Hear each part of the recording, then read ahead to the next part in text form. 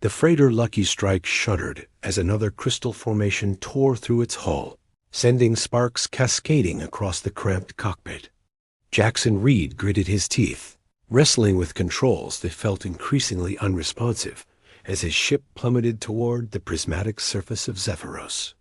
"Come on, baby," he muttered, coaxing every last ounce of power from the failing engines. "Don't give up on me now." But the ship had other ideas. The final engine cut out with a wheeze of dying machinery, leaving him in the eerie silence of unpowered flight. Through the viewscreen, the crystalline landscape of Zephyros rushed up to meet him, a world of impossible beauty that was about to become his grave dot. The impact drove the breath from his lungs and sent him spinning into unconsciousness. When awareness returned, Jackson found himself staring up at the most magnificent creature he'd ever seen. 8 feet of graceful femininity towered over him, her skin a luminous blue-silver that seemed to capture and refract the ambient light from the crystal formations around them. Hair like spun moonlight cascaded down her shoulders, and her eyes, those eyes with the deep purple of nebulae, ancient and knowing. "The small human awakens," she said, her voice a melodious contralto that seemed to resonate through the crystals themselves. "I had begun to wonder if your species was as fragile as our scholars claim." Jackson sat up slowly, wincing at various aches and pains. His environmental suit was intact but damaged, its readouts flickering weakly. "Well, hello to you. Too gorgeous. I don't suppose you're here to offer roadside assistance?" Those magnificent eyes narrowed. "You dare address Queen Nixara of the Zephyrian Empire with such familiar tone? Your ignorance of protocol is astounding." "Queen, huh?" Jackson climbed to his feet, noting that even standing, he barely reached her shoulder. "Sorry, Your Majesty." Jackson Reed, freelance trader, an apparent crash victim. "Thanks for the rescue." She tilted her head, studying him with the intensity of a scientist examining a particularly interesting specimen. "Rescue implies intent. I merely investigated the disturbance your vessel caused when it violated our airspace." Violated is a strong word. More like accidentally encountered while running from pirates. He gestured to the smoking wreckage of his ship. "Think your people could spare some repair parts? I'll trade you for, well, whatever I have left that isn't melted." Slag. A sound escaped her that might have been laughter. "You assume much, little human. This world is forbidden to your kind. By rights, I should execute you for trespass. By rights, maybe, but you haven't." Jackson flashed his most charming smile. "Call me crazy, but I don't think you're the executing type." Something flickered across her features, surprise, perhaps, or amusement. "Your confidence in the face of certain death is either admirable or evidence of severe head trauma." "Probably both," he admitted, then shivered as a wind swept across the crystal plains. Even through his damaged suit, the cold was beginning to bite. "Look, Your Majesty, I don't mean to be presumptuous, but this weather's getting nasty. Maybe we could continue this philosophical discussion somewhere with heating?" Nixara's gaze swept the horizon, where dark clouds were gathering between the towering crystal spires. The air itself seemed to shimmer with an approaching storm. A valid point. The crystal tempests of Zephyros are deadly even to my people. She turned and began walking toward what appeared to be a solid crystal wall. Jackson followed, marveling at how she moved, each step flowing into the next with predatory grace despite her impressive height.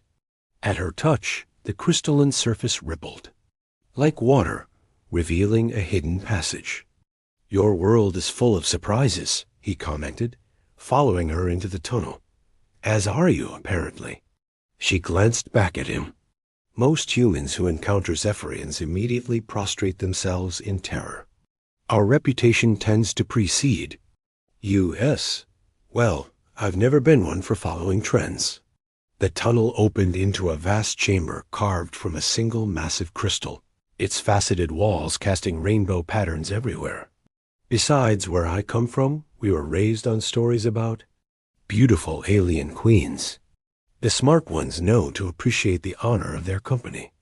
Nixara paused, turning to face him fully. In the crystal chamber's ethereal light, she was breathtaking.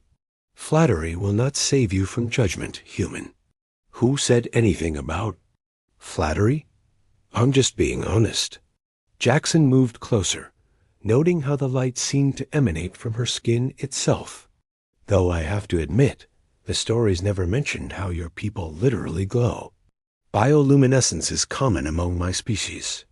Her tone was matter-of-fact, but he caught the slight flush that spread across her features. It serves various biological functions, such as communication, emotional states, mating displays. The last words came out more breathily than she'd intended. Ah. Jackson's smile turned knowing. And what's your current display indicating?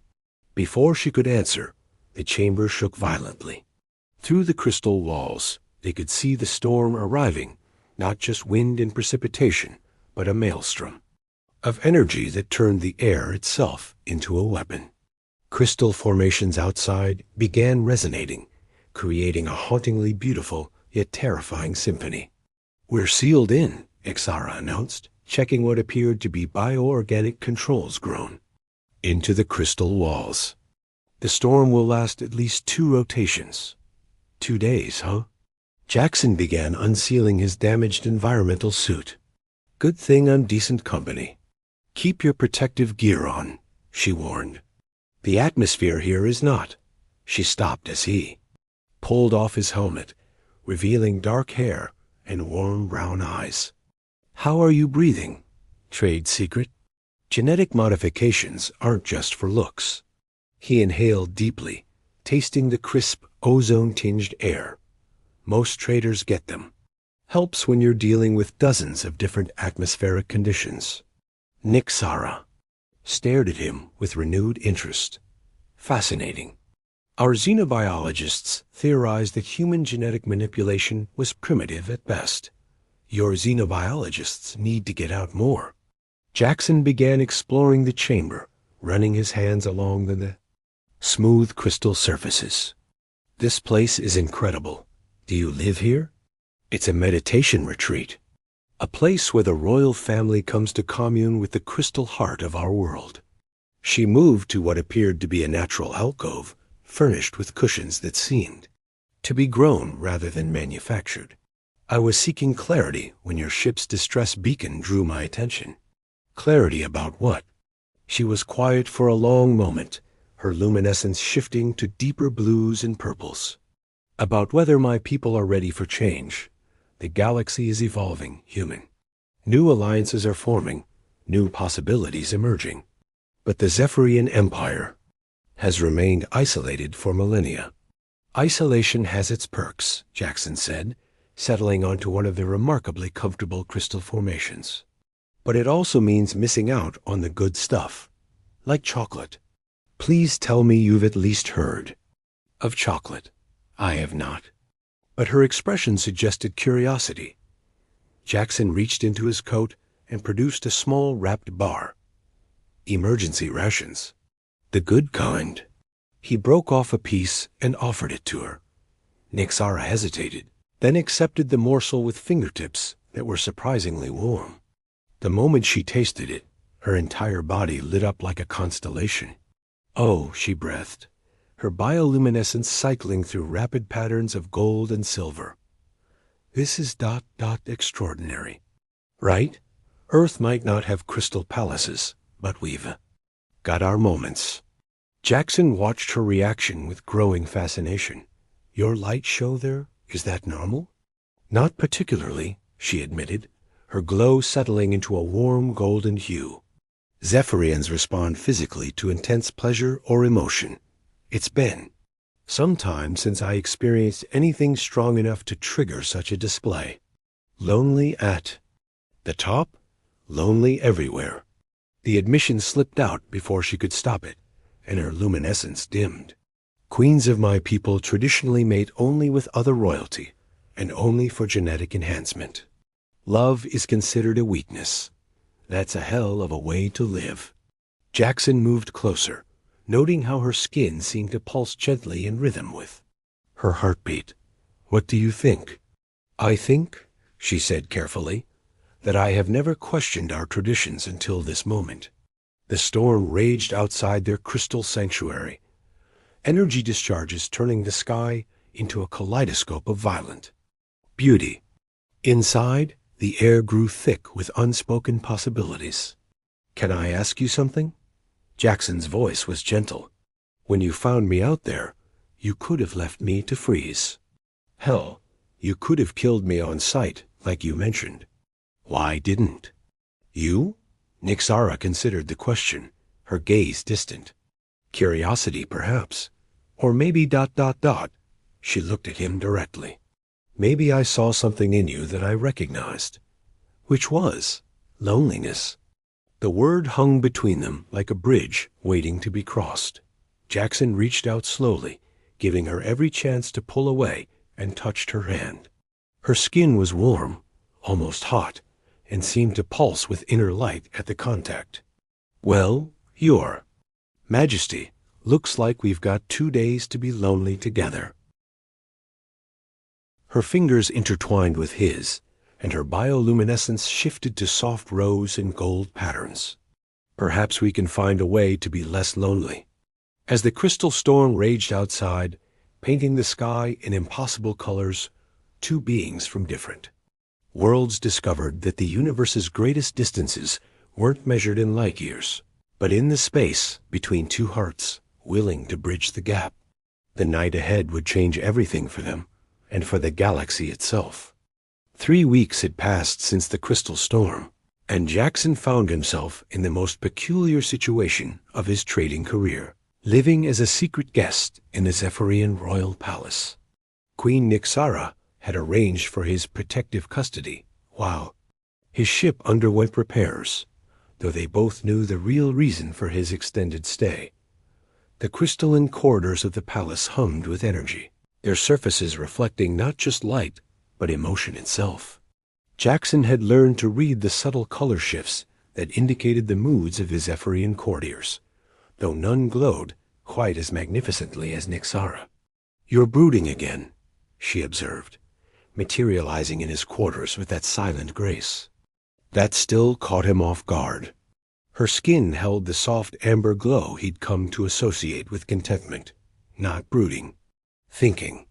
He turned from the window where he'd been watching the triple moons rise over the crystal gardens. "About us. About what happens when my ship is ready."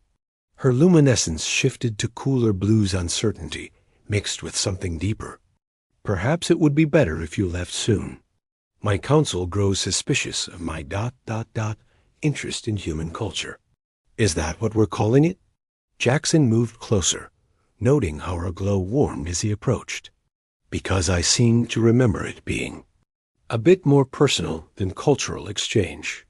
Nixara's skin flushed rose gold, and she looked away. "What happened between us was ... unexpected, unprecedented. It cannot happen again, can't it?" His hand found hers, and immediately her bioluminescence flared brighter. "Your body seems to disagree. My body is ... She paused, pressing her free hand to her midsection with a puzzled expression. "Strange. I have been experiencing unusual sensations lately. Heightened sensitivity to light, temperature changes, and..." She trailed off, staring down at their joined hands where her skin had begun cycling through rapid patterns of silver and gold. "Nixara?" Jackson's voice carried a note of concern. "What is it?" "This cannot be possible," she whispered, her eyes wide with shock and wonder. "The quantum resonance patterns, the cellular changes. I need to see the keeper of ancient knowledge immediately." Before Jackson could ask what she meant, Nixara was striding from the room, her urgency evident in the brilliant wake of light she left behind. He hurried to follow, though her long legs made it a challenge to keep up. The keeper of ancient knowledge turned out to be an incredibly old Zephyrian named Talthara, whose skin had faded to the pale blue of starlight. She dwelt in the deepest part of the palace, surrounded by living crystal archives that contained millennia of accumulated wisdom. "My queen," Talthara greeted them, though her ancient eyes fixed immediately on Jackson with disturbing intensity. "You bring the human to sacred chambers. This is unprecedented." "Many things about recent days have been unprecedented," Nyxara replied, her tone carefully controlled. "I require consultation about certain biological phenomena." The keeper's crystalline tendrils extensions of her nervous system that allowed her to interface directly with the archives began glowing as she accessed vast stores of information. "Describe these phenomena." As Nyxara detailed her symptoms, Jackson watched the old keeper's expression shift from curiosity to shock to something approaching reverence. The crystal archives themselves began resonating, filling the chamber with harmonious tones.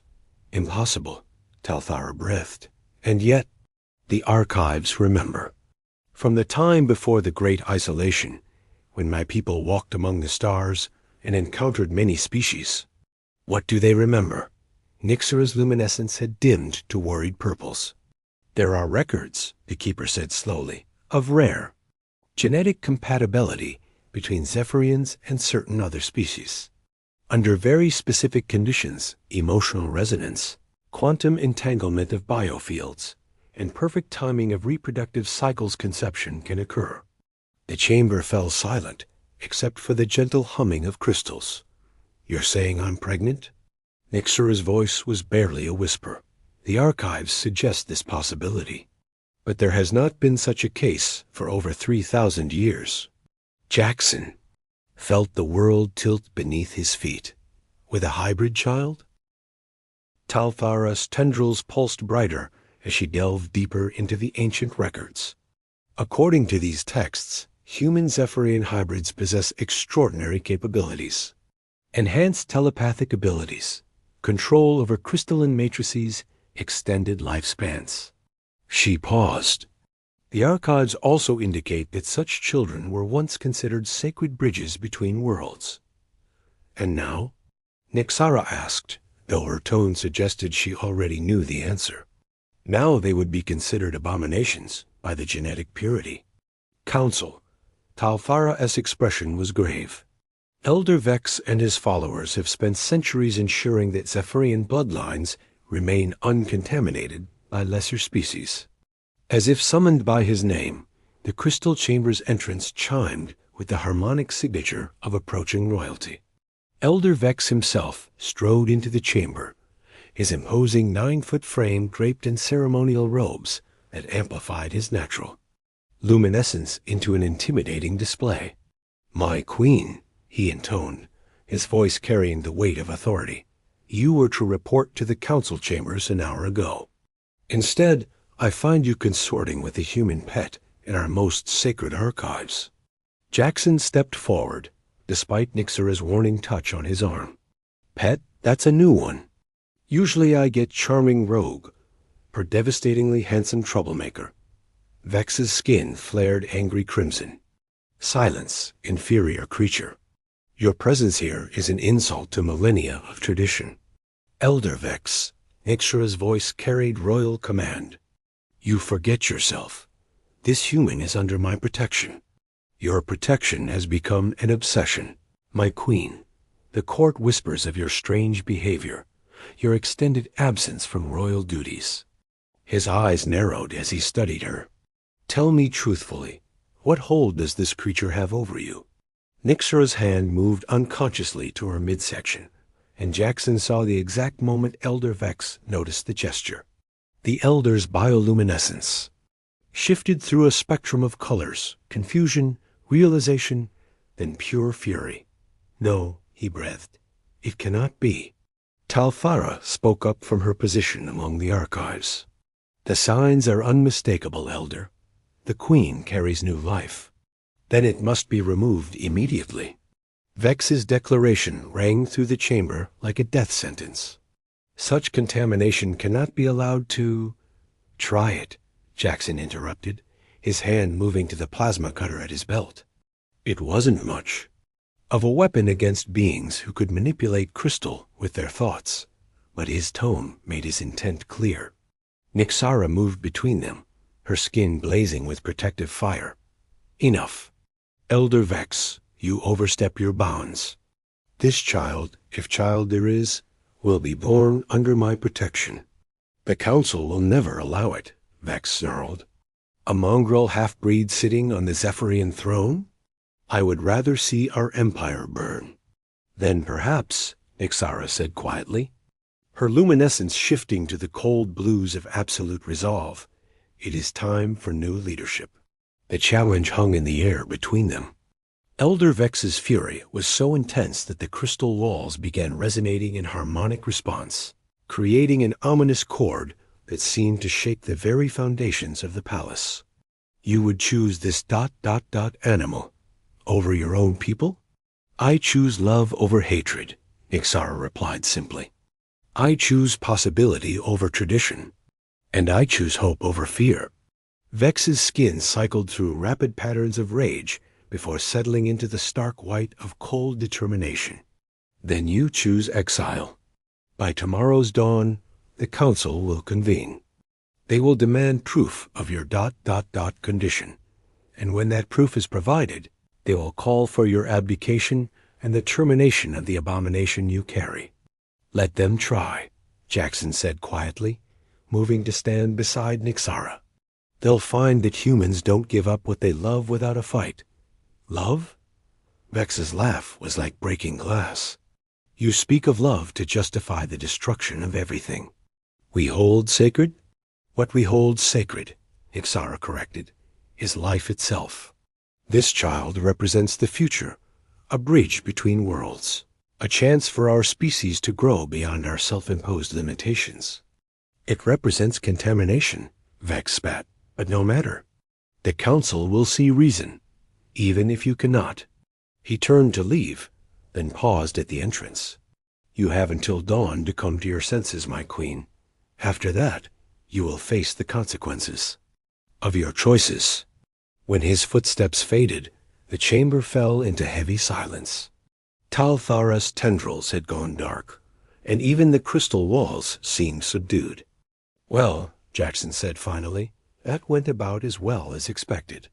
Nixara's luminescence had dimmed to barely perceptible blues and grays. "I have doomed us both. The Council's judgment is absolute. If they declare the child an abomination, then we leave." Jackson took her hands, feeling their warmth even through his growing fear. "My ship's nearly repaired. We can be off-world before dawn." "And go where?" "There is nowhere in the galaxy that the Zephyrian Empire cannot reach." "There are places," he assured her. "Hidden colonies, independent systems, worlds so remote that even galactic empires lose track of them. I know people who can help. You would abandon your life, your trade routes, everything you've built, for someone you've known only weeks?" Jackson cupped her face in his hands, marveling at the way her skin warmed at his touch. "I would abandon anything to protect you. And our child. That's what love means, Your Majesty. It means choosing each other over everything else." Her luminescence flared bright gold, and when she kissed him, the entire chamber resonated with harmonious chimes. Around them, the crystal walls began displaying patterns that Talthara recognized from the oldest archives, the mating songs of ancient times, when love was celebrated rather than feared. "Then we leave tonight," Nixara whispered against his lips. "But first, there is something you must understand about what you've committed to. Tell me." "Our child will be unlike anything the galaxy has ever seen. Human adaptability combined with Zephyrian energy manipulation, able to interface with both technology and living crystal. If the ancient texts are accurate, our offspring could reshape the very nature of interstellar civilization." Jackson grinned, his confidence unshaken. "No pressure there. None at all, she agreed, her answering smile brilliant enough to light the entire chamber. As they began planning their escape, neither noticed Talfara's expression of quiet satisfaction. The keeper of ancient knowledge had seen this moment in the deepest archives, recorded by prophets long dead. The sacred bond had been forged at last, and the galaxy would never be the same. But first, they had to survive the night. The smuggler's haven on Nexus Station existed in the gray spaces between galactic law and outright piracy.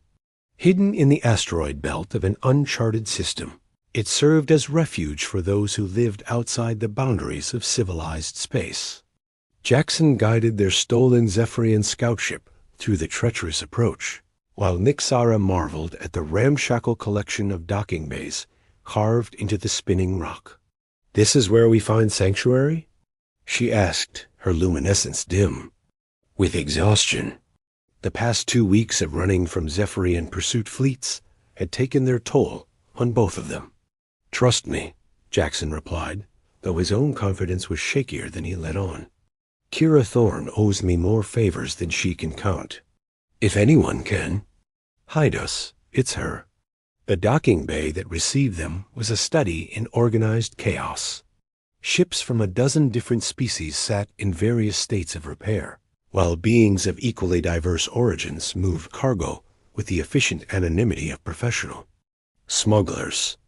At the center of it all stood Kira Thorne, a woman whose cybernetic enhancements gleamed silver against dark skin, and whose reputation for getting impossible things done was legendary throughout the outer systems. "Jackson Reed," she called out, as they disembarked, "you magnificent bastard. When I heard the Zephyrians were hunting you, I figured you were already space dust." "Takes more than a few crystal ships to stop me," he replied, embracing his old friend. "Kira, I need your help. Big time." Kira's enhanced eyes swept over Nixara, taking in every detail of the towering alien queen. Holy void. "You didn't just anger the Zephyrians. You stole their royalty." "It's more complicated than that," Jackson began, but Nixara stepped forward.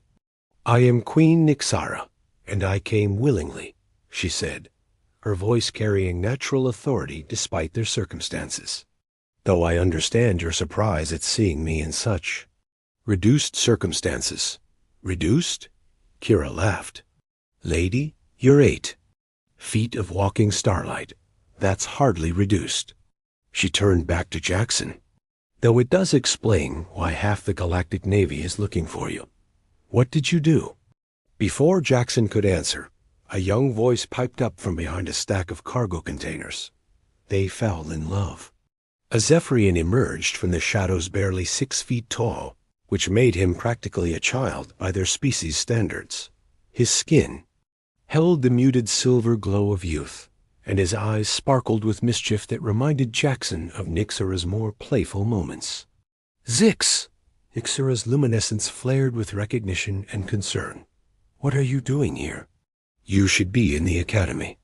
On Zephyros Prime, the young Zephyrian's glow shifted to defiant gold. "I left after the purge began. Elder Vex has been relocating anyone who spoke favorably of interspecies cooperation. I barely escaped with my research." "What research?" Jackson asked, though something in the youth's expression suggested he might not like the answer.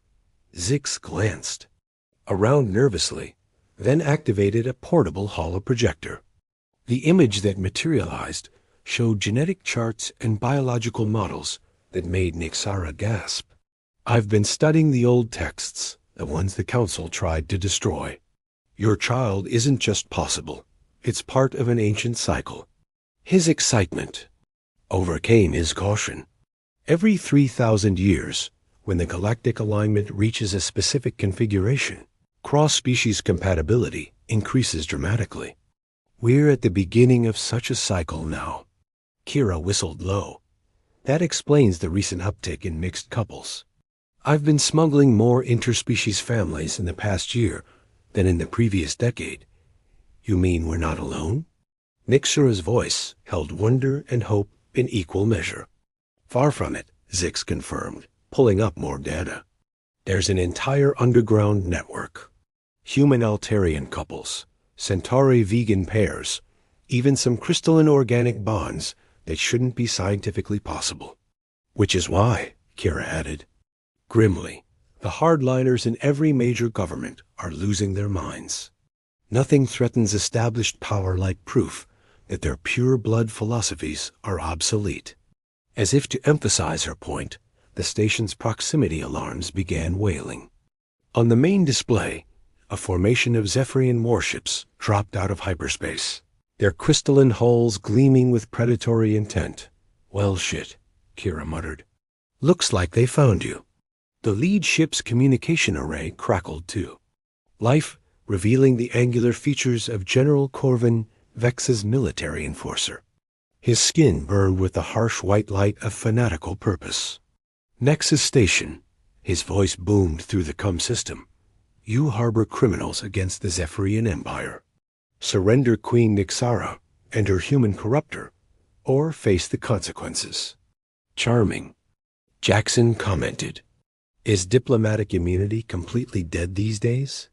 Kira was already moving, her crew responding to hand signals with practiced efficiency. Corvin's a true believer. He'd glass this entire station to stop what he sees as genetic contamination. He won't risk harming me, Nixara said, though uncertainty colored her luminescence. I'm still queen, regardless of the council's feelings. You're still queen of a government that just declared you a traitor, Zix pointed out. The rules have changed. The first salvo of crystal energy weapons lit up space around the station. Kira's defensive systems responded, ancient asteroid-mounted. Cannons returning fire, but everyone could see this was a losing battle. There's a way out, Kira announced, leading them toward a hidden section of the docking bay. But you're not going to like it. The way out turned out to be a modified cargo container equipped with its own life support and a basic propulsion system, essentially a high-tech escape pod with delusions of grandeur. This is your plan? Jackson stared at the cramped interior. A shipping container? A shipping container that's invisible to most sensors and can survive being shot out of a mass driver at significant fractions of light speed, Kira corrected.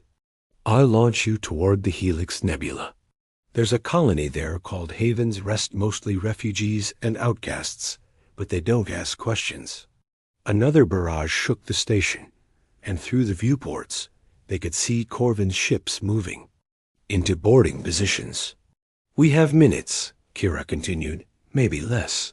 Zix, you're going with them. Your research could save lives. What about you? Nixara asked. Someone has to slow down your boyfriend's fan club. Don't worry about me. I've been dancing around government fleets since before you were born. As they climbed into the makeshift escape craft, Jackson caught Kira's arm. Why are you doing this? This isn't your fight. Her cybernetic eye whirred as it focused on him. Because, you magnificent idiot, love is always worth fighting for. Even when it's impossible. Especially when it's impossible. The container sealed with a hiss of pressurization. Through the small viewport, they watched Kira's crew preparing for what would likely be their final battle against overwhelming odds. Launching in 10 seconds, came Kira's voice over the comm. Try not to die out there. Would really ruin my reputation. The mass driver fired with a force that pressed them deep into their acceleration couches. Nexus Station fell away behind. Them, along with the swirling battle between Kira's defenders and Corvin's fleet. The last thing they saw was a brilliant explosion as one of the Zephyrian cruisers broke apart under the station's desperate defense. Hours passed in cramped silence as they drifted through the void. Nixara's condition had worsened during their escape, her luminescence fluctuating wildly as her body struggled to adapt to the pregnancy's demands. The hybrid development is accelerated, Zix explained, monitoring her vital signs with improvised medical scanners. Your child is growing at a rate that combines both species' gestation periods. We're talking weeks instead of months. Is that dangerous? Jackson asked, holding Nixara's hand as another wave of discomfort passed through her. Unknown. But the energy readings are extraordinary. Zix's excitement was palpable. Your child is already demonstrating quantum field manipulation. Look. Around Nixara's form, small objects in their cramped pod had begun floating tools, water containers, even Jackson's emergency supplies, drifting in gentle orbits around her like miniature planets. The baby's doing that? Jackson stared in wonder, responding to her emotional state and extending her natural abilities, Zix confirmed. This child will be powerful beyond anything we imagined. Nixara's grip on Jackson's hand tightened as another contraction rippled through her.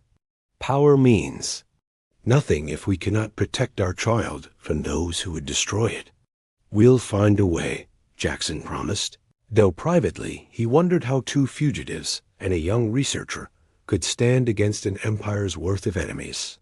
The answer came 3 days later when they finally reached Haven's Rest. The colony was everything Kira had promised, a collection of misfits and refugees who'd built something beautiful in the depths of space. But what struck them immediately was the diversity. Humans working alongside Zephyrians, Altarian crystal singers harmonizing with vegan mind dancers, and children who clearly belonged to multiple species running and playing together without the slightest concern for genetic purity. Welcome to the future, announced their greeter, a middle-aged human woman whose Zephyrian-style luminescent tattoos marked her as someone who'd undergone voluntary genetic modification.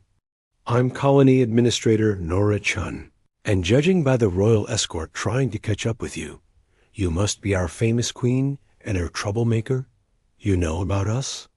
Nixara asked, her hand still resting protectively over her midsection. Honey, the entire mixed species underground knows about you. Your love story has become a rallying cry. Nora gestured toward the bustling colony around them. Half the family here exist because someone proved that love doesn't recognize species barriers. As they toured the colony, Jackson and Nixara saw wonders that challenged everything they thought they knew about biological compatibility. Hybrid children with abilities that surpassed both parent species, families that had found ways to blend completely different biological systems, and most importantly, acceptance that made their own struggles seem less impossible. The secret, explained Dr. Yannick Voss, a human geneticist who'd spent decades studying interspecies relationships, is that evolution favors diversity. The universe wants life to find new forms, new combinations. What your governments call contamination, biology calls innovation. That evening, as the colony's triple suns set over their artificial horizon, Jackson and Nixara found themselves alone for the first time since their escape. They sat in the observation garden, surrounded by hybrid plants that seemed to glow with their own inner light. Do you regret it? Nixara asked quietly, her luminescence soft and contemplative. Everything you've lost, everything we're running from? Jackson considered the question seriously. His trading business was gone, his ship impounded, and his name was probably on every wanted list from here to Earth. But looking at her, this incredible woman who'd given up an empire for love, he found his answer came easily. The only thing I regret, he said, taking her hand, is not crashing on your world sooner. Her laughter was like music, and around them, the hybrid flowers responded by blooming in cascades of impossible colors. For the first time since leaving Zephyros, they allowed themselves to hope. But in the depths of space, General Corvin's pursuit fleet had finally caught their trail. The sanctuary of Haven's Rest was about to become a battleground, and the fate of not just their love, but the future of interspecies relations throughout the galaxy hung in the balance. As they held each other under alien stars, neither could know that their greatest test was only hours away.